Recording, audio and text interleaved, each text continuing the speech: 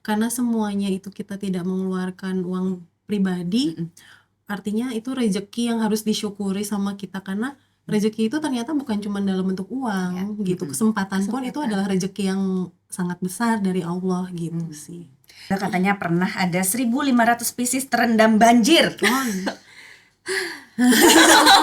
Karena memang saat itu Gamalia lagi turun penjualan di online-nya. Terus kita juga sempat aktif di beberapa bazar, cuman kan menurut kita bazarnya kok Boncos aja ya. boncos kok ya gitu, bukannya untung kok malah kayak bayar bazarnya mahal, operasionalnya tinggi, Brandingnya nggak dapet brandingnya juga. juga nggak dapet, gimana ya gitu. Terus ya akhirnya Berangkat dari keluh kesah. betul, teman sesama brand juga kan kayak gitu, ya ini penjualannya agak turun nih secara online. Belum lagi waktu itu kayak di TikTok banyak produk-produk yang murah banget yang harganya kayak 50 ribuan. Secara brand kita pasti kalah, nggak bisa bersaing secara harga gitu. Nggak mungkin kita harus nurunin harga segitunya. Kita posting tiap hari, kita instastory tiap hari, update status WA tiap hari. Baru 2 bulan itu pecah telur. Bayangin kalau kita berhenti sebelum saat 2 bulan itu, ya nggak akan ada si Gamalia ini, nggak akan ada si Glam Lokal.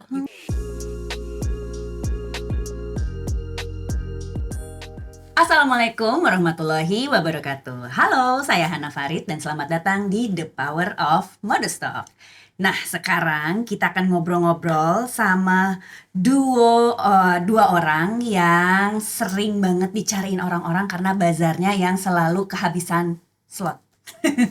Langsung aja kita undang Mbak Kiki, Mbak Eras. Hai. Perkenalkan, ini duo Gamalia dan 2 orang di belakang bazar Glam Lokal. Siapa yang suka pengen daftar di bazarnya Glam Lokal tapi nggak kedapetan slotnya? Nah, silahkan todong Ibu Kiki dan Ibu Eras ya. Halo, selamat datang di studionya Modestock. Halo, assalamualaikum. Kenapa sih malu-malu gitu sih? Padahal ya, ini di belakangnya Modestock. Kalau misalnya kita setiap mau bikin event, kita mau bikin sesuatu yang baru, Mbak Era sama Mbak Kiki itu salah 2 orang yang suka kita teleponin terus kita mintain insight. Atau kalau misalnya kita ada brand, Mbak Kiki, Mbak Eras datang dong sama Mia ya, suka diteleponin ya. Karena yang sudah membersamai Modestock juga dari awal dan yang tahu perjalanannya Modestock dari awal juga. Jadi seneng banget akhirnya bisa ngobrol. Iya, terima kasih. Terima kasih sudah diundang. Terima kasih udah diundang Mbak Hana. Suatu kebanggaan lah buat kita yang senang udah dibantuin. Dan kalau melihat ke belakang nih, Mbak Kiki sama Mbak Eras ini dua-duanya punya background, satu konsultan bisnis, satu kuliah manajemen bisnis. Jadi sebenarnya secara background udah bisnis banget gitu ya. Udah bisnis cuma ya tetap aja ya. Kalau prakteknya kan kadang jauh berbeda ya sama Garis bawah kalau praktek. Iya, kalau praktek tuh bisa ya 180 derajat lah sama yang teori yang Sama kita teori, pelajarin. Even kalau kita kayak kerja di perusahaan pun beda juga sama usaha yang kita jalanin sekarang. Ya, setelah melalui sekolah lah akademisi di bisnis 7 tahun membesarkan Gamalia, terus sekarang juga lagi merintis Glam Lokal yang setahun bisa berapa? 5 Ya, 7 event. 7 event, setahun 7 event Glam Lokal. Yang paling berat dalam menjalani fase-fase bisnis itu apa tuh? Startnya justru ya, memulai awalnya. Betul, memulai pasti ada pikiran akan works nggak ya, bisa nggak ya kita lakukan kayak gitu. Cuman ketika kita sudah lakukan ya sudah memulai ya alhamdulillah dipermudah lah sama Allah jalannya gitu. Ini Mbak Kiki sama Mbak Eras ketemu saat bekerja ya waktu itu. Betul, saat bekerja. Terus bikin Gamalia 7 tahun ke belakang, dan memang mulainya juga ternyata beli produk terus dijual lebih mahal lah ya, ngambil margin dari situ. Betul, kita kemas ulang lah, repackage, betul, kita foto ulang, kita styling, kita bagusin lah ibaratnya ya, gitu. Itu berapa tahun tuh prosesnya? Setahunan ya. Pertama tuh kita masih beli di Tamrin City untuk produknya. bahkan dulu kita cuma beli satu produk aja, ada 8 warna, karena kan dulu kita modalnya cuma 500.000, 1 juta. Kita berdua 1 juta, beli gimana ya caranya supaya uang ini tuh cukup buat kita jualan gitu. Karena kan aku dan Kiki sama-sama supaya tidak merusak cash flow keluarga kita gitu ya. Jadi 500.000 itu akhirnya 1 juta itu kita alokasikan untuk beli produk di Pancit waktu itu ya. Jadi kita beli cuma satu produk tapi ada 8 warna. 8 warna itu akhirnya kita foto. Kita foto dulu Kiki jadi model ya. Iya, tapi dengan syarat nggak pakai muka ya. Tinggi. Iya, karena tinggi kan badannya. Nah, terus aku yang bantuin foto, ngedit segala macam itu aku. Nah, terus jadi kita dari Senin sampai Jumat kerja di kantor. Sabtu, Minggu itu ngerjain Gamalia. Jadi memang kita udah komit pokoknya kalau di jam kerja kita tidak boleh menggunakan jam kerja kantor kita untuk kepentingan pribadi, di mana ini maksudnya adalah Gamalia gitu kan. Jadi kalau misalnya memang mau ngerjain Gamalia ya sebelum masuk kerja, saat istirahat atau setelah jam kerja. Oke, gitu. itu komitmen yang baik banget ya kita, karena banyak orang yang ingin memulai usaha tapi juga mengambil jam kantornya gitu ya. Dan jadi ini adalah komitmen yang dilakukan sama Mbak Kiki Mbak Eras yang kayaknya perlu perlu dilakukan sama banyak orang gitu. Side job boleh tapi dilakukannya setelah jam kantor selesai gitu. Betul. Dan itu dilakukan selama berapa lama tuh?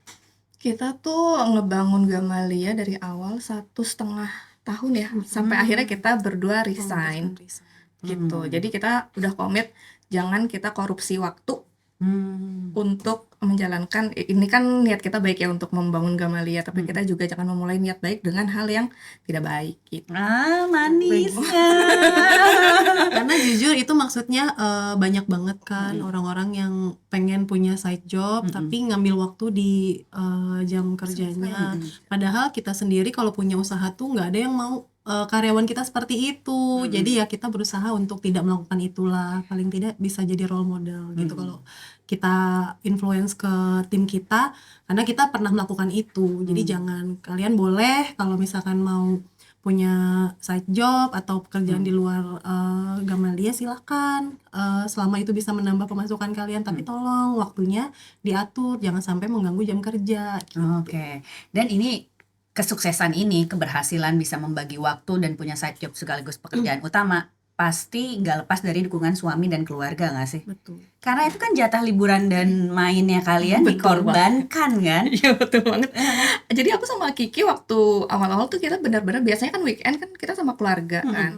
Terus waktu itu memang kita aku belum nikah gitu kan. Jadi kita benar-benar waktu keluarga, benar-benar buat keluarga tuh kayak kita alokasikan buat Gamalia gitu. Sampai kita berdua, ini kita kapan sih nggak kayak gini, kita kapan sih gitu kan. Cuman kita berdua ini kayak demotivasi tapi saling menguatkan gitu. Tapi sebenarnya keraguan itu dari awal juga kayak gini-gini aman tuh. Gini aman sih ya, cari uang gitu. Cuman ya alhamdulillah, maksudnya kita percaya one day paid off gitu. One day paid off, kita juga bisa kok nanti. Aku bilang sama Kiki dan Kiki bilang sama aku kayak, sabar ya, nanti kita juga bisa kok jalan-jalan kayak teman-teman kita ke luar negeri gitu. Tiap weekend ya. Tiap weekend. Karena kalau cuma ngandelin gaji udah pasti nggak mungkin. Ya, Udah pasti nggak mungkin. Jadi mau nggak mau kita harus bangun sesuatu supaya bisa menghasilkan itu, mewujudkan keinginan-keinginan kita yang lainnya gitu. Jadi waktu main udah dipangkas tuh. Betul. Waktu hangout sama teman-teman di saat lagi single tuh dipangkas semua gitu. Nggak ada sama sekali. Dan akhirnya berkeluarga itu setelah Gamalia. aku itu nikah setelah Gamalia tuh 2 tahun ya. 1 tahun lah. Oke. 1 tahun Gamalia tuh akhirnya aku nikah. Kemudian saat aku hamil itu aku resign dari pekerjaan aku, karena waktu itu kan posisinya aku tuh kerjanya, aku rumahnya di Tangerang, kerja aku di Jakarta Selatan, di Pejaten sini ya, di Oh, Pejaten. Terus aku juga sambil waktu itu Weekendnya masih ngurusin Gamalia. iya, terus aku masih ada ngajar dosen juga, terus abis itu weekendnya ngurus Gamalia. Jadi kayak ini harus ada salah satu yang dilepas gitu. Karena waktu itu Bu Eras sambilan ngajar juga masih Luar biasa. dosen. Dosen ngajar bidang Bisnis juga. bisnis juga. Kewirausahaan ya. Belajarnya, pekerjaannya di sisi bisnis, kerjain sehari-harinya bisnis, dan akhirnya juga ngajar bisnis juga Iya, gitu. supaya saat kita sebenarnya simpelnya saat kita ngajar kita tahu real case-nya tuh kayak gimana gitu sih. Pengennya jadi Pengennya dosen jadi- praktisi dia Betul. tuh. Terus juga kalau di luar jam kerja kita pulang kerja tuh suka dulu tuh belum terlalu banyak kan kayak kelas-kelas workshop yang tentang bisnis online kayak gitu-gitu tuh jarang banget, beda kayak sekarang kan banyak gitu. Mau cari yang kayak apa lu tinggal searching. Kalau dulu tuh susah banget gitu, jadi kayak kita kayak itu searching, nyari dan ngejar jauh banget, maksudnya kayak harus ke Smesco waktu itu, harus ke GDC, pulang kerja itu sampai jam 10 malam, jam 11 malam baru kelar workshopnya, baru pulang. Oke. Kayak gitu. Itu after office hour kita Jadi- biasanya cari yang memang di luar jam kerja. Pelajaran-pelajaran apa yang membangun networking itu juga ya di kelas-kelas itu kan juga membangun networking ya. Iya, kita juga kenal beberapa orang yang akhirnya sampai sekarang kita masih berhubungan kayak gitu. Oke. Tapi kan keluarga pasti bakalan ya itu weekend kemana aja sih, udah weekdaysnya kerja, weekendnya pergi juga gitu. Sampai akhirnya suami kayaknya kamu harus keluar deh dari kantor. Itu apa keputusannya sendiri juga? Aku sampai itu sebenarnya sih karena aku sendiri sih. Karena waktu itu kan aku lagi hamil besar ya, hamil 7 bulan gitu. Abis pulang kerja, terus ngajar, abis ngajar sampai rumah kayak jam 10, jam 11, habis itu packing ya Kak gitu. Iya, Kita masih packing sendiri gitu waktu itu kan. Masih packing sendiri, terus baru tidur jam 1, besok paginya jam 5 udah harus bangun seperti itu. Berulang kali. Berulang kali. Jadi aku juga kayaknya nggak bisa kayak gini terus nih gitu kan. Dan waktu itu aku juga berpikir ini kalau kita apa ya istilah aku dan Kiki, kalau kita nggak bakar kapal kita nggak akan pernah bisa Maju. gitu. Maksudnya gimana tuh nggak bakar kapal? Kok ngeri banget? Jadi menurut kita pekerjaan kantoran aku ini dan pekerjaan kantor Kiki ini adalah kapal yang dimana tuh kita safe berada di sana gitu kan. Ketika kita merasa safe berada di zona yang nyaman, setiap hari dapat gaji gitu ya. Setiap bulan Setiap hari enak setiap bulan dapat gaji. Itu kayak kita ngerasa safe gitu, aman. Jadi kita nggak akan terpacu untuk ngejalanin si bisnis ini yang penuh dengan uncertainty ini gitu ya Kak ya. Jadi kira ya udah deh aku bakar kapal duluan, kemudian 3-4 bulan ya baru baru Kiki yang resign. Jadi kita ya udahlah bismillah, padahal waktu itu kita juga belum kayak gimana banget gitu ya. Cuman kayak kita optimis ya udahlah bismillah, semoga ini bisa menjadi bisa terbuka jalan lebih lebar lagi buat kita, walaupun pasti dari sisi keluarga juga pro dan kontra ada ya Kak ya. Sangat sih waktu itu. Jadi kita emang berhadapan, kalau Kiki berhadapan dengan orang tuanya dan aku berhadapan dengan orang tua dan suami aku kan. Jadi gimana kita PR-nya adalah meyakinkan mereka bahwa kita bisa kok, ini bisa, ini Gamal waktu itu namanya Gaisani by the way. Gaisani tuh layak kok buat kita perjuangkan gitu. Jadi ya udah. Ya lucu ya, kita tuh sebagai manusia juga selalu mencari zona nyaman, tapi kalau udah di zona nyaman juga resah gitu ya. Ini jangan-jangan kita bisa lebih lagi bertumbuh gitu ya. Iya betul. Terus sekarang udah ada ratusan produk yang sudah diproduksi sama Gamalia gitu. Dan katanya pernah juga ikut Fashion Week. Ya, Jakarta Fashion Week, Fest, ya, IFW juga ya. IFW gitu. Banyak yang bilang ikutan Fashion Week juga adalah proses belajar. Betul. Untuk brand Gamalia yang biasanya kan Fashion Week tuh identik sama brand-brand yang desainer banget gitu ya. Pelajaran berharga dengan mengikuti Fashion Week ini sebagai brand yang tidak berangkat dari seorang desainer apa nih? Banyak kayaknya ya, dari hembusan nafasnya banyak. Karena kita clueless sih sebenarnya, kayak kok bisa ya kita waktu itu dapat kesempatan ini gitu kan. Yang pertama sih itu, terus harus kayak gimana ya, benar-benar clueless gitu. Tapi itu waktu JFW dari mana tuh? Siapa yang ngajakin duluan? Aku lupa. Salah satu marketplace sih. Lazada ya. Oh, jadi di bawah ininya Lazada. Oke. Iya benar. diajakin Lazada. sponsor. Alhamdulillah sih semuanya diajakin sponsor semua gitu. Kalau kayak Mufest itu sama supplier kain gitu, dari supplier kain. Sama kalau Garis bawah kalau diajakin berarti produksinya sama penjualannya bagus. Makanya diajakin ya. Ya gitu. Jadi waktu itu memang kita clueless sih. Kiki pun kita mesti apakah kalau buat di fashion show gitu harus grande gitu ya produk-produknya gitu. Kita juga masih clueless. Tapi akhirnya kayak ya udah deh kita produksi produk yang memang agak di atasnya kita biasanya gitu, Lebih premium. agak lebih premium gitu. Cuman kan kita juga harus tetap bisa ngejualnya kan intinya.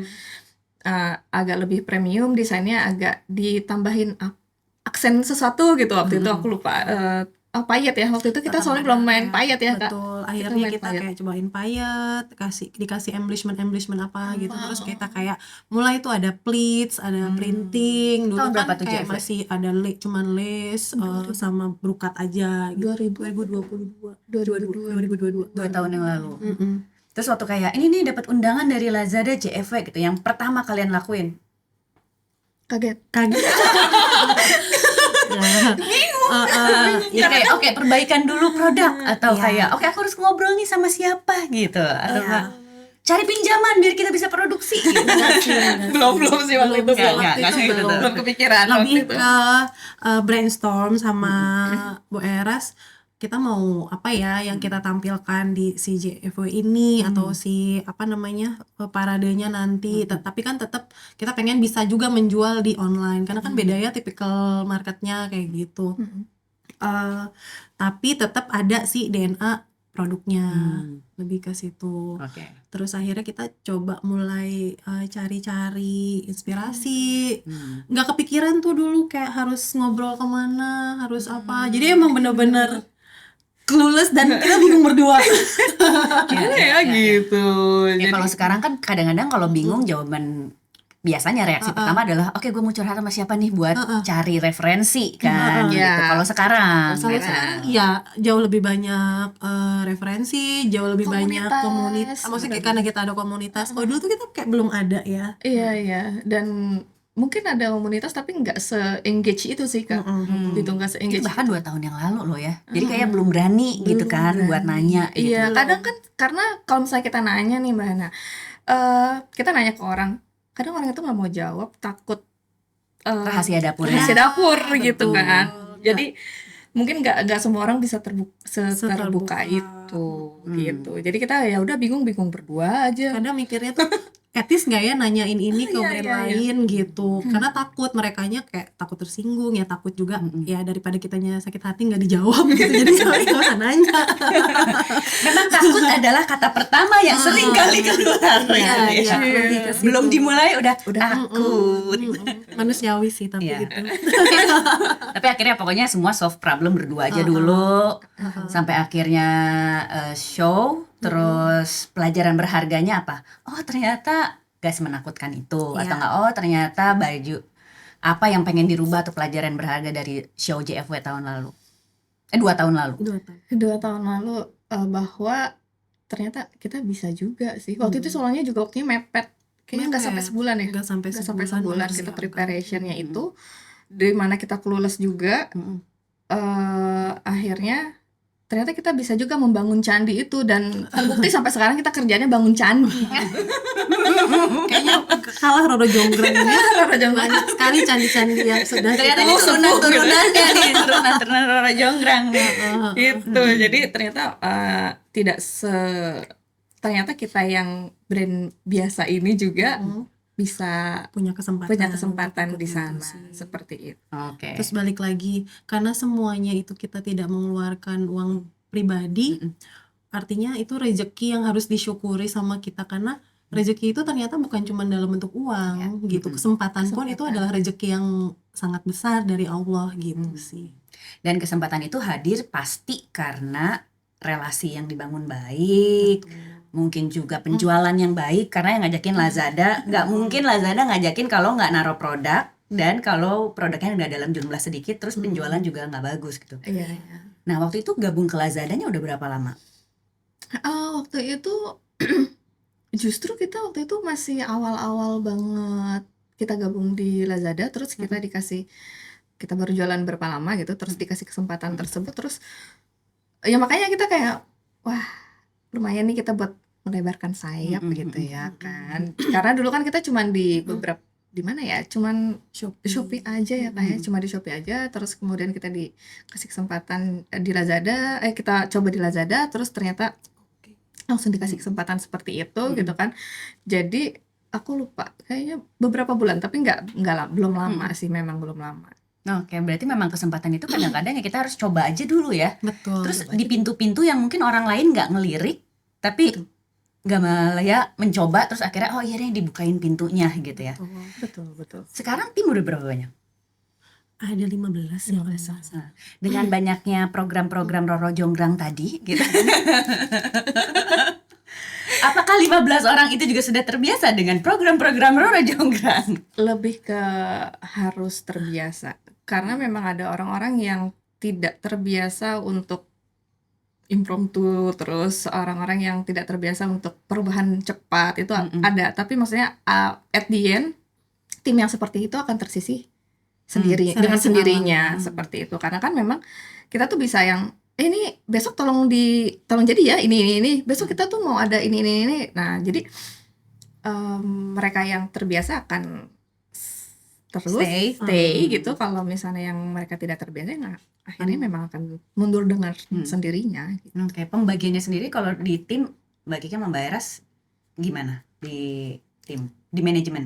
Kalau aku lebih kayak apa ya, managing director kali ya, lebih ke handle product development, terus kreatif. Kalau Bu Eras lebih kayak untuk manajemen di kantornya tuh dia yang handle. Makanya Tapi dia kalau produk bareng-bareng? kalau produk masih aku sama ada tim juga gitu, mostly aku. Kalau people di? Bu Eras. Jadi yang curhat ke Bu Eras. Gitu. Karena dia lebih Yang sabar galak? sih. Oh, justru sabar. Dia lebih sabar, dia lebih bisa menjelaskan dengan runut, terstruktur. Kalau Bu dosen gimana? iya, makanya karena skillnya dia itu yaudah kita serahkanlah dia. Aku biarlah kalau kayak berurusan dealing apa gitu, kayak ke supplier, ke apa, ke vendor apa segala macem, development produk gitu. Biarlah aku gitu. Untuk brand yang 7 tahun 15 orang itu sangat slim loh. Maksudnya berarti ya timnya semua sesuai porsi gitu. Iya. Berarti kan banyak divisi-divisi yang pakai freelance ya, atau nggak pakai partner gitu. Kalau untuk bukan di peak season, kita nggak pakai partner sih. Yang pakai partner so far kita itu Pakai third party gitu kan? itu Third party advertiser kayak gitu. Apa Nah aja terus udah sih advertiser aja, yang lainnya Gudang Sendiri. sendiri. in-house. Gudang in-house, terus website pakai partner. Nah, Terus biasanya sosial media gitu pakai Kita partner in-house. juga gitu. Jadi legal legal ini Kita ada. adanya Kiki. memang kadang-kadang keluarga nih. Ada aku kan kebetulan lawyer, jadi dia banyak bantu sih. Kalau finance juga suaminya Bu Era. kan memang di samping itu nanti ada keluarga. Iya, Tapi mau nggak mau ya namanya bisnis itu kan betul. ya harus disupport sama ya adik ya kakak ya temen ya sobat kecil. Siapa sih orang yang paling kita percaya, ya pasti keluarga sendiri kan. Betul. Gitu sih. Intinya kan mereka tidak akan menjerumuskan kita gitu. Iya. Oke. Dan nggak akan menjerumuskan juga, katanya pernah ada 1.500 spesies terendam banjir. Memang helaan-helaan nafas itu di setiap wawancara tuh selalu ada. Ya. Itu kejadian di 2020 ya yang banjir besar ya. Iya, yang di akhir tahun banjirnya 2020. Januari. Januari. Jadi jadi gini, banjirnya itu 31 Desember sampai 1 Januari. Ya. Diinget banget tuh kayaknya ya. Karena inget nih, Inget karena banget. kita itu ready buat ngirim kan, kita ready buat ngirim, jadi barang-barang tuh udah di bawah semua, karena kan kita ada 2 lantai Gudangnya di waktu itu. atas sebenarnya. Gudangnya di atas, kita sengaja barang tuh di bawah, nggak kita naikin ke atas karena memang besok nih mau kita kirim gitu kan. Jadi semua Padahal barang, tanggal 1 merah. Nah, itulah kita. Karena timeline Karena timeline pengirimannya. kita pengirimannya itu agak tight, jadi waktu itu kita minta tanggal 1 mohon untuk masuk setelah jam 10 ya, kalau nggak salah jam 10. Jadi masuk jam 10, tapi memang apa ya, over day ya jadinya. Tanggal 1 itu kita kirim ya gitu kan. Udah.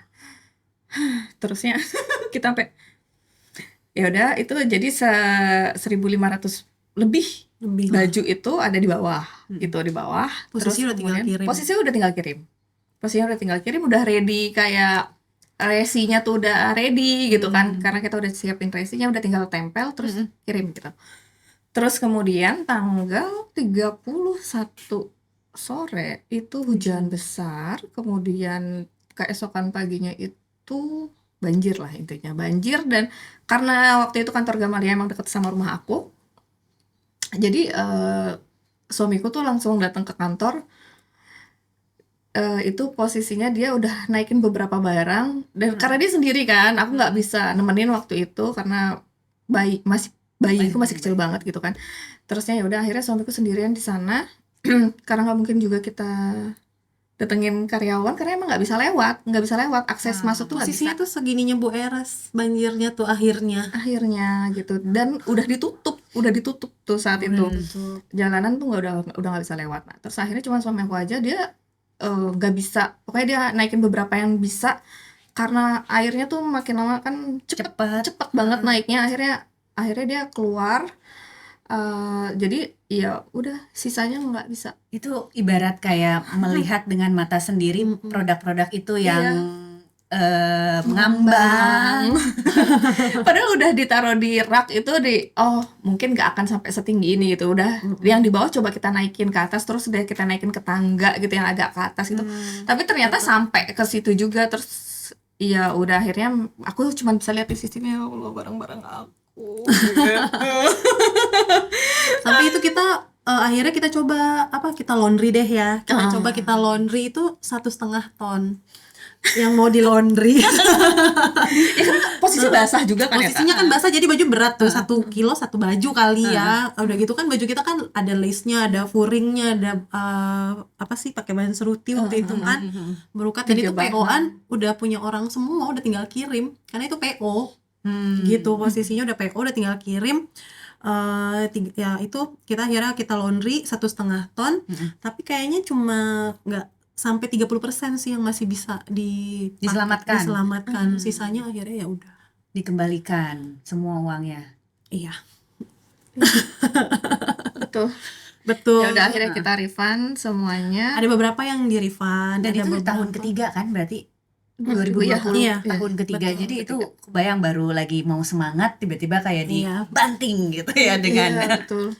Itu benar-benar nggak ada waktu untuk sedih, nggak ada waktu untuk nangis, langsung kayak mikir nih, ini kita harus nge-refund. Terus coba cek bahan masih ada nggak yang kira-kira masih bisa diproduksi. Terus cek lagi tim admin, boleh nggak tolong dikontakin, masih mau nunggu nggak. Kalau nggak mau nunggu kita refund, kalau masih mau nunggu kasih kita waktu 1 atau 2 minggu, kita produksiin ulang lagi selama bahan yang kita masih ada stoknya gitu. Jadi untuk mikirlah gimana caranya meminimalisir kerugian itu gitu. Yang agak lucunya sih kan memang banyak media yang dateng ya, kita lagi bersih-bersih. Media apa itu, Indah?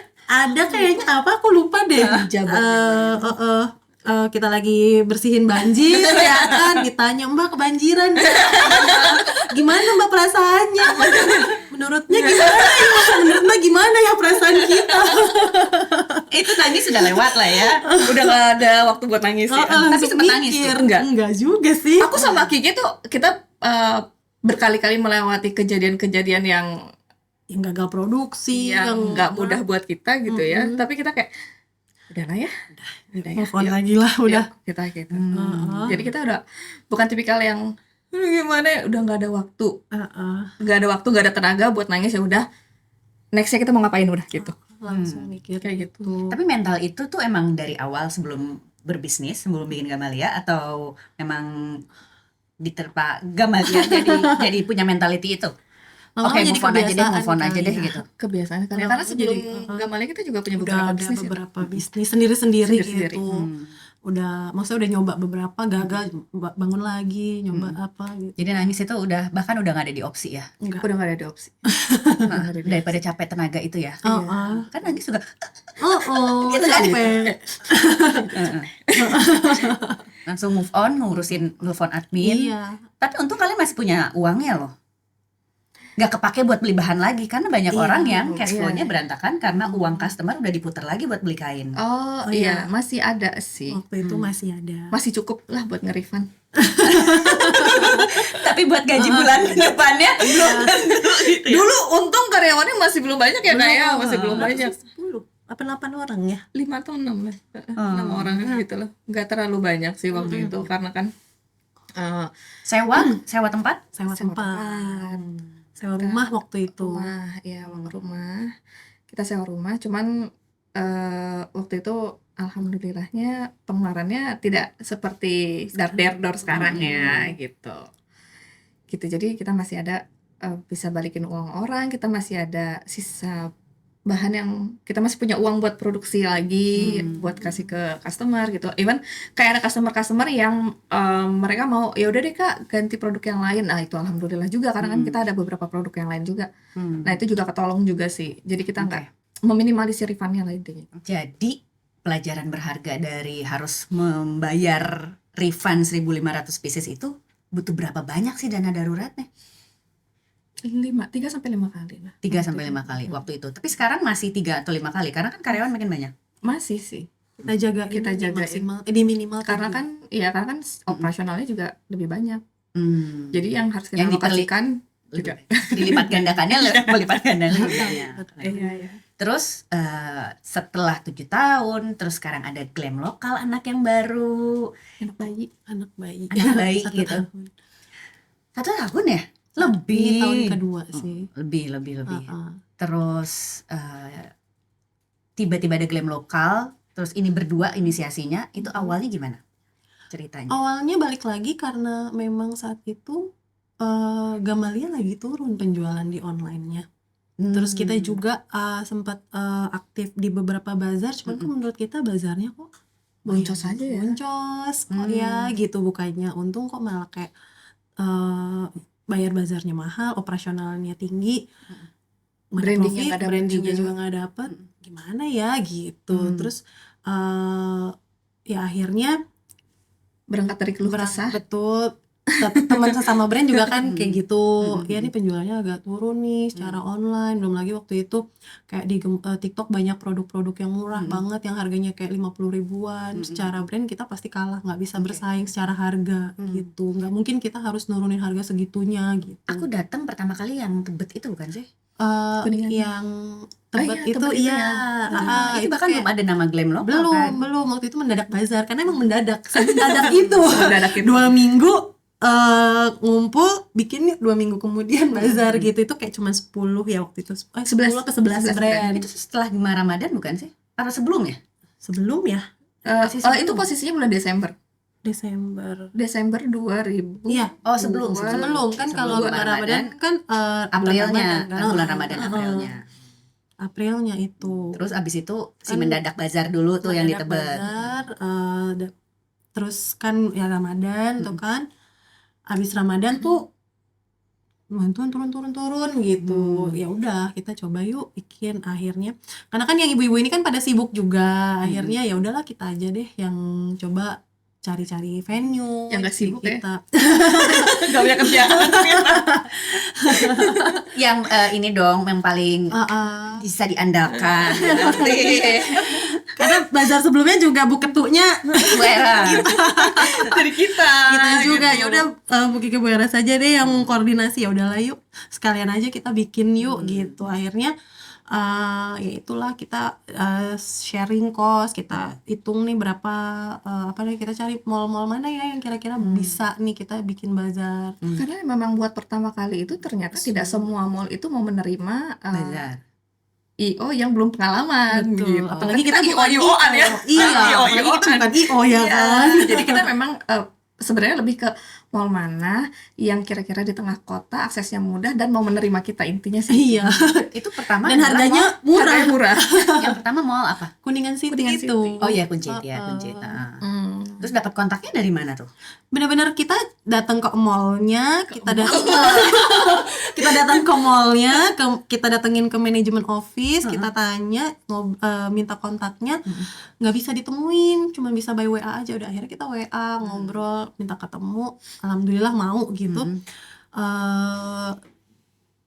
Bisa lah, alhamdulillah gitu, dibukain jalannya, kita bisa sewa di situ. Jadi ya kuncinya tetap aja ketok-ketok ya, maju bener-bener inisiatif sendiri, kenalan, buka koneksi gitu ya, bangun networking, lagi-lagi ya udah maju aja dulu gitu Maju ya. aja dulu. Dan untungnya sih saat itu kita punya temen-temen yang percaya sama kita untuk kita bikin event ini, si Glam Lokal. Mereka mau nih ikut nih gitu. pertama berapa brand?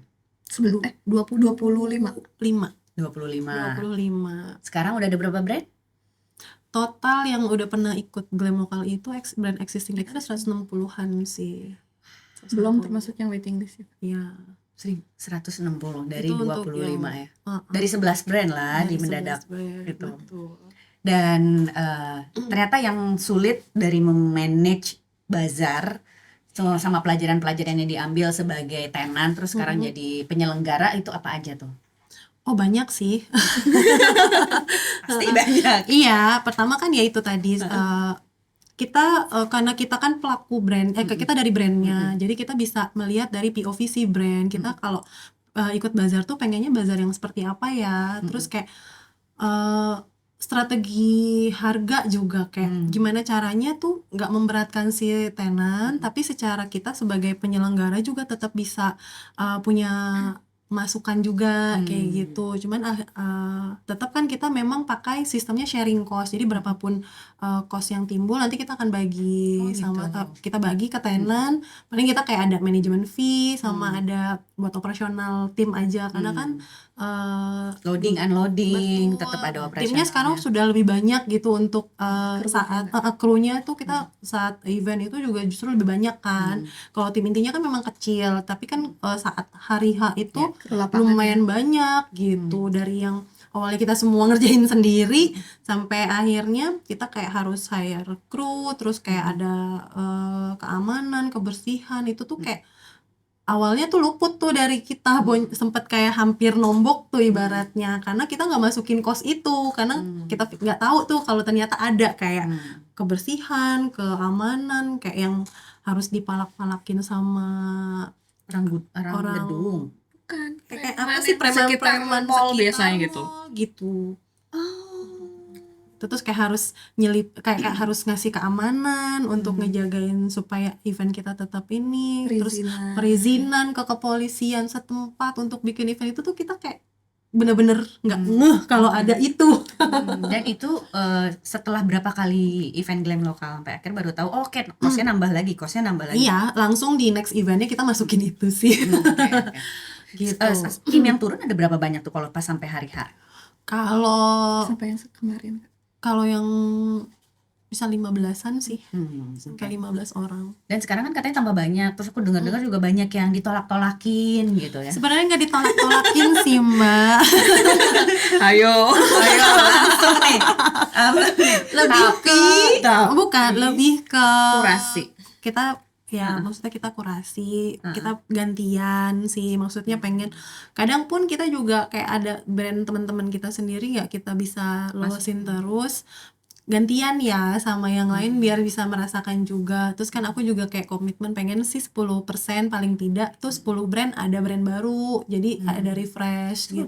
kecil dong. Betul, itu pun kayak kita kan sekarang ini masih mengandalkan di mall gitu ya, karena mall itu kan space-nya kecil, paling banyak sih kayak 60 brand itu udah banyak banget sebenarnya kalau untuk space di mall. Jadi kan dari yang daftar itu mungkin bisa 200-300 brand, kita harus ya itu bagian terberatnya kita sih. Proses gitu.